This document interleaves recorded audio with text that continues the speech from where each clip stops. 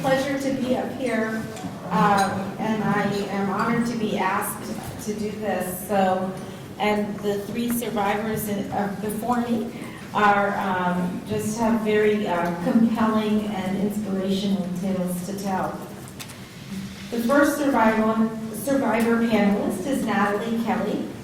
Nathalie had been a hypnotist and a mind-body healer for 15 years when her life was devastated by a mild traumatic brain injury that she incurred in a sailing accident about a year and a half ago. In the process, she went from a highly functioning, active, and independent woman to a dependent woman struggling to take care of the simplest things. She went from a terrific single mother of 2 children, the owner of 2 businesses with 8 employees and managing her own home, to living with a caretaker, taking the SSTA disability van to get out of the house, and being unable to do her grocery shopping. She writes a blog about her challenges of recovery, Nathalie Noggin, on Blogspot, and is writing an inspirational book about her journey in learning to surrender the tragic loss gracefully and find greater trust in the process of life. Nathalie's message is about losing your mind and finding your heart. Thank you, Nathalie.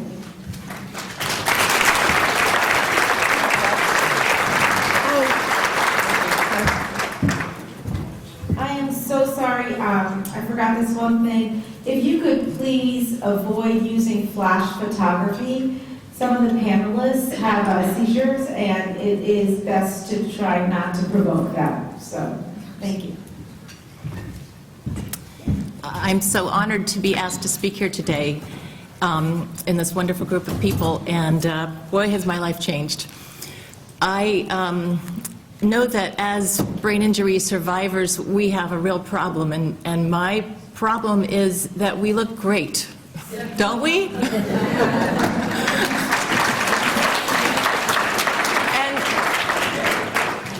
I get this many times a day. People see me and they say, wow, you look great. And to them, I interpret that means you're totally fine and you function the same way I do. Well, I don't. And it's very difficult for people to understand that or to see that, because I don't have a sign over my head, as much as I often wish that I did, that says, please forgive me, I have disability and limitations that you don't understand right now. This morning, I really wanted to look great to come here, so I got dressed and I put my underwear on, and then I did it again, twice, one on top of the other. I thought, boy, that's looking great already. And then decided my friend told me to eat a lot of protein for breakfast, so I made some eggs and put half a jar of spices in them, which didn't taste so good, and really struggled to keep them down in the van on the way over here. So life has become quite a challenge, even if we look great. I never quite know how to respond to that question. I always wish people would say, how do you feel? I was in an accident in a sailing lesson almost a year and a half ago. It was my first sailing lesson, and I didn't expect my life to change that day. A storm came and capsized the boat, and I was in the middle of Lake Champlain with the person who I thought was the love of my life at that moment. He ended up disappearing when I couldn't take care of myself, and maybe that was a blessing in disguise. But that's part of the loss that we suffer with this condition. The sailboat capsized, and the teacher told us to right the boat, and each time I tried to right the boat, struggling in waves crashing over my head, the boat would roll over. And the last time the boat rolled over with me rolling on top of it and doing a somersault in a boat, with a boat, in about 1 second time, I came up and spit my front tooth out and was bleeding all over my head, and thought, boy, this is really a serious situation that started out very innocently. an hour before. We eventually got rescued by the Coast Guard, and I thought that I was okay. I went to the emergency room and got stitches in my arm, but I didn't realize anything was really wrong until the next day when I was so dizzy I felt like I had drunk 3 six-packs. I couldn't walk and I couldn't understand what people were saying, and I had a very difficult time. I couldn't get out of bed for a week. A friend found me there and took me to the doctor, who said I had a concussion and I would get better. So I laid in my bed for about 4 months in my living room with my wonderful friends waiting on me and my son hand on foot.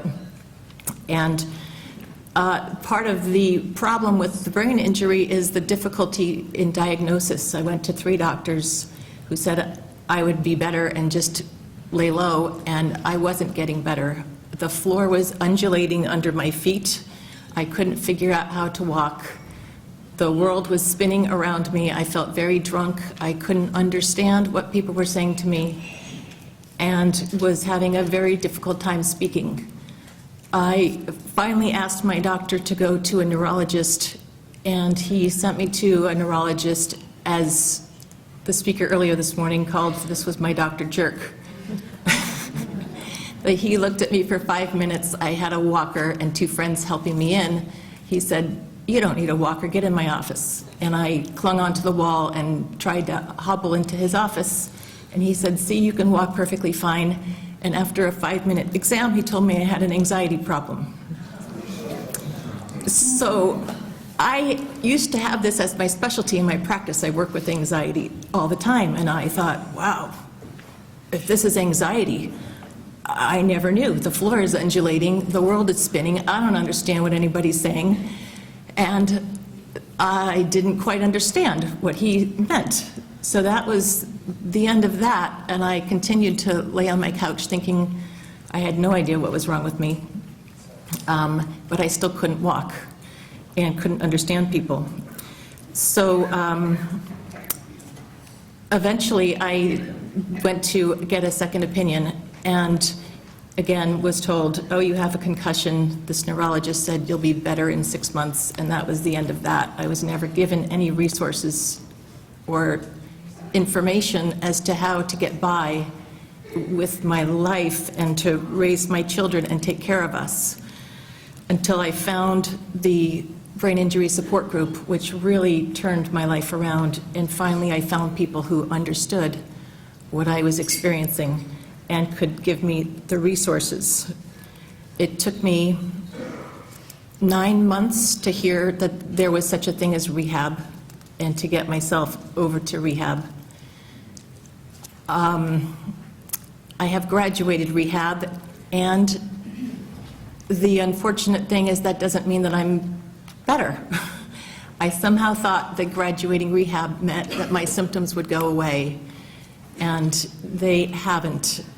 I have something called visual motion sensitivity, and it means when things around me are moving, my brain can't tell where I am in space, and it makes me incredibly dizzy and disoriented, and I'm glad you're all sitting right now. So I avoid crowds. I don't go down to the mall. I don't go to Church Street. I don't really go anywhere. I stay in my house. And being in a car makes me quite nauseous. I can drive about 10 minutes, and then I take a 20-minute break to get my son to school, and then I come home and I'm exhausted and I sleep for a few hours. And that has become my life.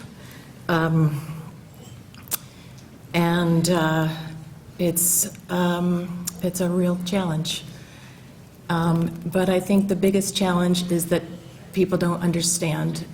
And when I'm running into people out in the world, I don't know what they're saying, and I never know if I should just run away and try to get out as quickly as possible or let them know what I'm dealing with, because they can't tell.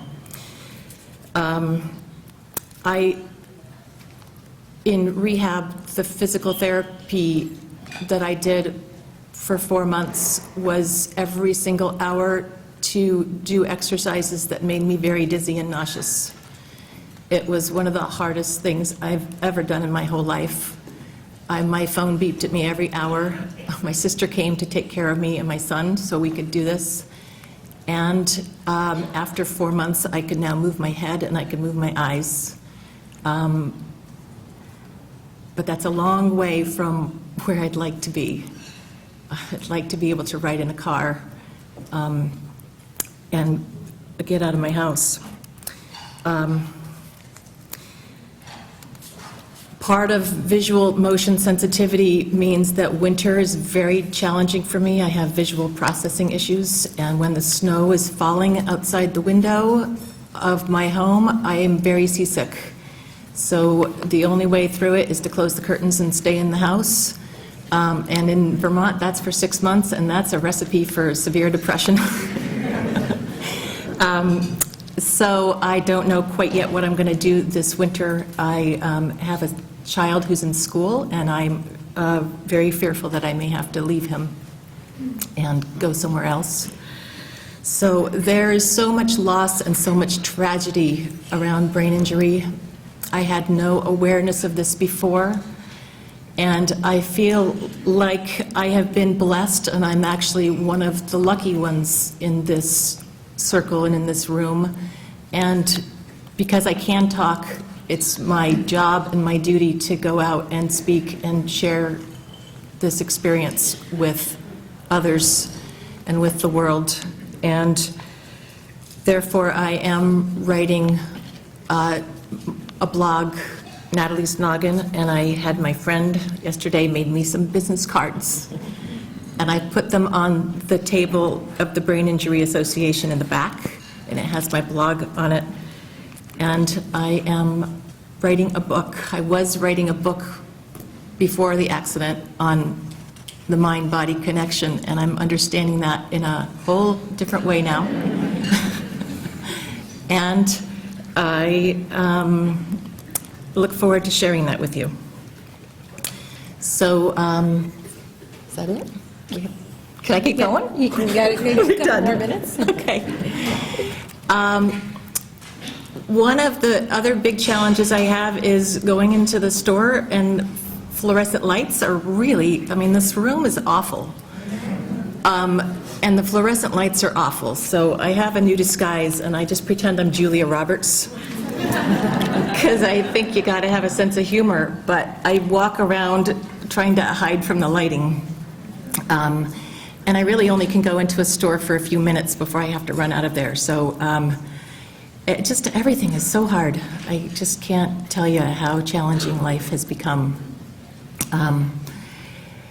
I ask for a lot of help, and I actually refuse to be silent about this. I know so many people who are embarrassed and hide, and I think that doesn't do a service to us or to anybody else. And I really think that we need to let people know what we're dealing with. And I have found that when I do tell people what I'm dealing with, they're so kind and so compassionate and so helpful. And when I don't tell people what I'm dealing with, they can be so harsh and so hurried and judgmental, and you know, that doesn't serve me either. So I encourage all of us to come out of the closet and be honest about what we're dealing with. One of the beautiful things that I have learned through this is learning how to let go of control in my life. I used to be very controlled, as you can imagine, running 2 businesses, 2 kids, in a house all by myself. Everything was very micromanaged. And I am learning how to follow my heart and just trust that everything's going to be okay. Thank you very much. Thank you.